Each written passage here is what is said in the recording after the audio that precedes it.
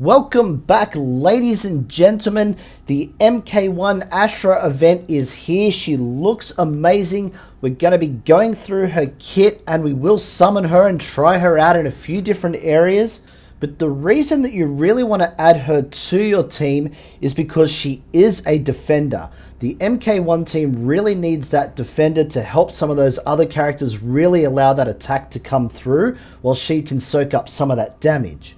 Now, if you haven't invested in the MK1 team, you haven't summoned any of them, there is another team she is going to work amazing with, and that is the Netherrealm. She does have that Netherrealm tag.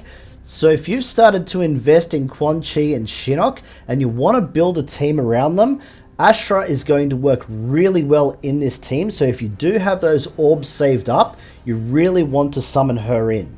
So let's have a look at her kit because she's got some really cool little mechanics that we've really got to take a deep dive into. I normally start with the auto ability, but this time I'm going to start with the special because this is where her character really differs from other characters in the game. They've really adapted her MK1 character really well into Onslaught. When you use her special ability, she switches between light and dark forms. So whichever one you previously had, she'll switch to the other. First of all, she'll deal damage to the target as the default. And for every MK1 teammate that she has at the start of the battle, she'll do additional damage. If Ashrah was in her light form, she summons her dark energy and slashes at her foe, applying doomed for a duration, and also cleansing any buffs that they have on them. So that's really good for getting rid of healing, vampirism. It can get rid of your damage and crit chance buffs, which can really come in handy. Now, if she was already in her dark form, she switches to her light form. In a large area of effect, she will cleanse all the debuffs off her teammates. Anytime that you can get a character in your team that can cleanse is always going to be an advantage. Also, there are a number of relics out there that when you cleanse, it will actually have a healing effect on yourself and your teammates. So make sure that you have a good look at some of the relics in the game that could really work with Ashrah if you're not able to get some of the epic relics out there.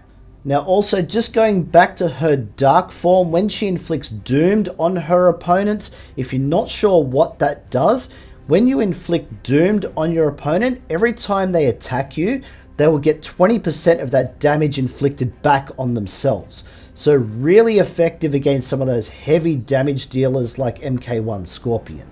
Now moving on to her auto ability, and yes, of course it's going to do damage just by using it, but she also has the light and dark effects for this as well, depending on which form she is in.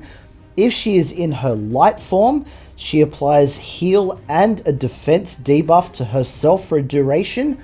If she is in her dark form, she implies weaken to her target and possibly knocks them up in the air. If it does knock them up in the air, not only will they suffer additional damage, but they'll also have marked applied to them. If you're not sure what marked does, if a character has marked on them, they are 25% more likely to suffer a critical hit.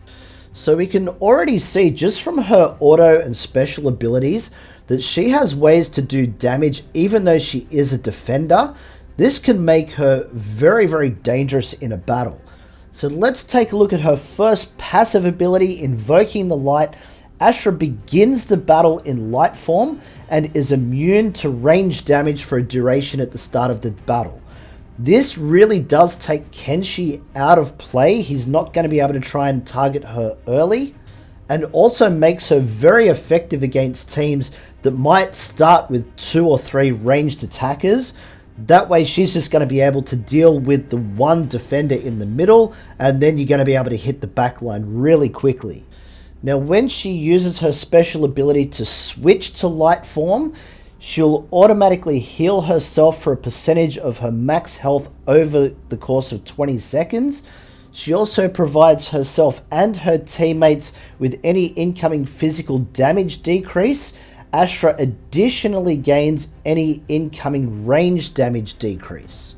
For her second passive ability, Summoning the Darkness, If you don't like coming up against Kenshi already, you're going to hate it when Ashrah is in the team, because when she summons her dark form, she and her MK1 teammates gain a 10-second attack boost for every living MK1 teammate at the time of swapping.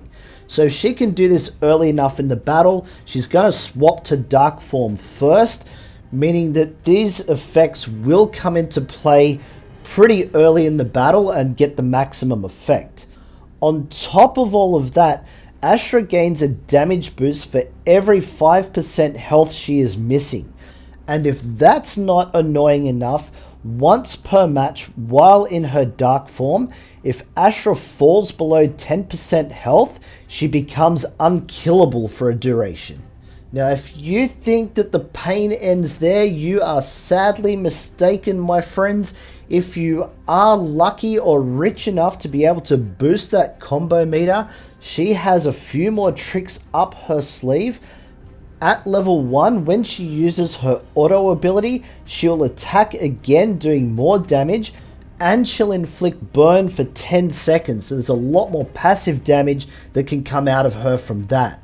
Getting her combo meter up to level 3, whenever she uses her special ability, it will reduce the damage of the next 15 instances of incoming damage by 50%.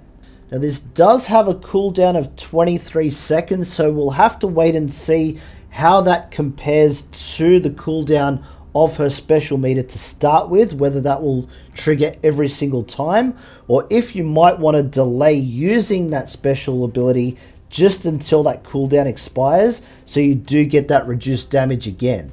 So many things in this kit really stand out to make her one of the best characters that we've got in the game. Not only can she heal, she can cleanse, she can buff her teammates, she can even make you punch yourself in the face when you try and attack her.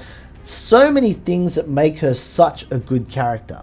So if you're not already convinced, we're going to summon her now regardless, then we're going to test her out and just see if she is as good as her kit suggests she's going to be. And here we go with our first summon. Let's hope we can do this with less than 80 pulls. We're going to do 10 at a time. But I'm really glad that Ashrah is in the game. If you guys have been following my channel, you'll know that just over a month ago, I did a video on 10 characters that I would like to see in Onslaught. Ashrah was on that list. I'll leave a link to that video at the end of this one if you do want to check that out. But let's go with pull number 2. That's 200 orbs that we've spent so far. If I can do this in less than, say, 500, I'll still have enough to summon another character down the track. What have we got here? Let's hope it is Shinnok. No, we've got Sonya, but I've already got her max, so that's not going to help me very much. I really want to try and advance that combo meter for Shinnok if I can. These summons are always a great way to advance those combo meters of some of those other characters, but let's see what this one has. It does have a 4-star character in there, or at least one. What have we got? We've got 3 of them, and Shinnok is in there, and I think Kung Lao as well. Yeah, that's level 5 for him. He's almost complete now. And let's go with pull number 4, 400 orbs down. Let's see what this one has, and we've got it. Ashrah on 400 orbs. Will I be lucky enough to get multiples? Probably not, but you never know. Only the one, but that is perfectly fine. I am happy that we've unlocked her so quickly. Still leaves me with plenty of orbs to unlock another character down the track, depending on who it is. I'll keep them banked for later. But right now, let's get into some Ashrah action. But first, I just want to show you where she is at the time of testing this. I've got her up to level 100. I had just enough affinity souls to get her to 6 stars. She has taken up so many of my resources. I'm running both health and defense sets on her. I'm also running a mastery set because she applies a lot of debuffs. You want that mastery as high as you can get it, so that way she's going to be able to make sure she's applying those debuffs. Her accessory does have mastery as the primary stat as well, so that's really going to boost that up. I also put on her weapon, I had a crit chance primary stat. I'm using that because she does actually have a decent attack. Giving her a better opportunity for critical hits is going to benefit her quite a bit.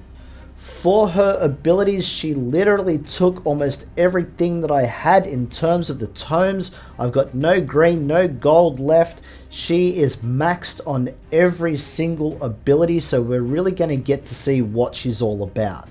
For her relic, I am running the Earthrealm Komidogu at the moment. She won't get all the benefits out of that, but it's one that I did have there that she can use for some of the base stats. The Netherrealm Komidogu is the one that is in her event, and that's the one that I will be swapping it out for once I unlock it. Let's just take a quick look at it here because it is designed specifically for her kit. And as you can see here, the base stats are health and attack. Under the effects, you've also got mastery and critical damage. Also, whenever she uses her special move for the Purge or the Cleanse, she'll get a defense buff, plus she also heals for a percentage of her max health. On top of that, whenever she uses her special, she gets reduced damage for a period of time on the next 4 instances of damage. She's going to be so hard to take down once everything is maxed out. It's going to be ridiculous. Let's jump into the arena, and this team that I'm up against is just over 1.2 million power, which is a little bit higher than my own. But we're going to see how they fare. There are no ranged enemies in this battle, which does nullify Kenshi a little bit. But let's keep our eye on Ashrah. That's the main thing that we want to see. She's not really taking a lot of damage at the moment, but there are 2 things that you want to keep her away from. Number 1 is body affinity, because they're going to do more damage against her. The other thing is stay away from fire, because that's going to slow her special meter down. She is already pretty slow on her special meter. And when it comes to the arena, it's not going to be easy to use that special ability very often because battles don't go for very long. You can see she just took a pretty big hit from Hellfire Scorpion, but she did survive it, which is a pretty good sign. We still won the battle pretty easily in the end. Let's have a look at one more battle. And the refresh didn't give me anyone too overpowered here, so we're just going to have to run with what we've got. But the main thing that we need to know is that Ashrah can soak up a lot of damage in the arena, even if the battles are too fast for her to get her special away. But if we can get that special away, that's a bonus as well. The harder the battles, the more you're going to need her to be able to do that. Man, that Peacemaker's shield is up forever. He's going to be able to use his special before his shield even goes down. See, Kenshi wasn't even able to time his attack to get that shield down, but that doesn't really matter. He did absolutely cream MK1 Scorpion though, but we'll be able to team up on Peacemaker and take him out there. He can be a little annoying at times, Peacemaker, so if you do have him, put a lot of resources into him. He is actually very good in the arena. But if you are running the MK1 team, definitely have all 4 of them in your lineup. Make sure you remember to set your defense. It's fair to say that she is going to be very good in the arena, but there is one game mode that I really want to try her out in, and that is the Quan Chi boss battle. I just need that final star so that I can auto this one. Frost always seems to die in this one. She does have the affinity disadvantage, so hopefully Ashrah can provide a little bit more protection for her with that extra healing that she has. Keep her in that battle just a little bit longer. We'll see how this goes. Mad Queen Melina is going to be doing most of the damage, but Ashrah does also have the affinity advantage in this match, so she should be able to clear through some of these Oni pretty quickly, as well as coming up against Quan Chi. But the longer battle means we should get a bit better look at what Ashrah can do when she does use her special abilities. It's almost ready, so I will trigger this one. I'll save the other ones for when we get to wave 3.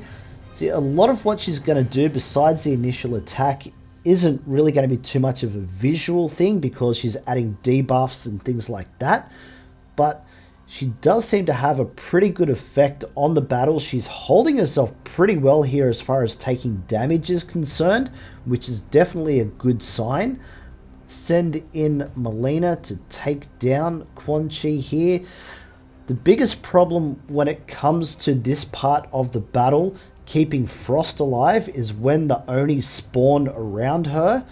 I'm gonna speed this up so you don't have to sit through the entire battle at normal speed, and that way we can just get to the result of this thing, see how Ashrah fares in the end, and whether I can get those 3 stars.